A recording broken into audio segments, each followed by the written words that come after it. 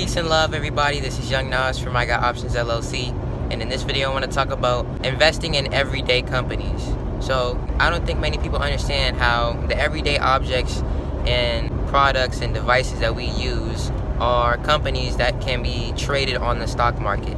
For example, this is what my mentor, Mr. Lawrence Eggleston, shout outs to him. He had a seminar today. It was heat, bars were dropped. But what he was saying was he looks at companies that he uses from a day-to-day basis. You take a look at Apple, every 2 years or so, you gotta get a new iPhone. You gotta stay up to date. You take a look at Cash App. A lot of people just started using Cash App. And the company that owns Cash App, which is Square, is on the stock market. So you could have invested in these companies, especially before the pandemic happened, because that's what definitely was a catalyst for these companies. You could have invested in Zoom before the pandemic. That's what essentially caused Zoom to be more valuable of a company now.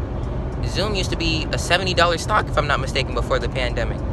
And now I believe it's over $200. So you could have invested money into these different companies. And this is what my mentor, Mr. Lawrence Eggleston, was explaining, is that look up different companies that develop products that you use on a day-to-day basis, right? Apple, Zoom, Roku.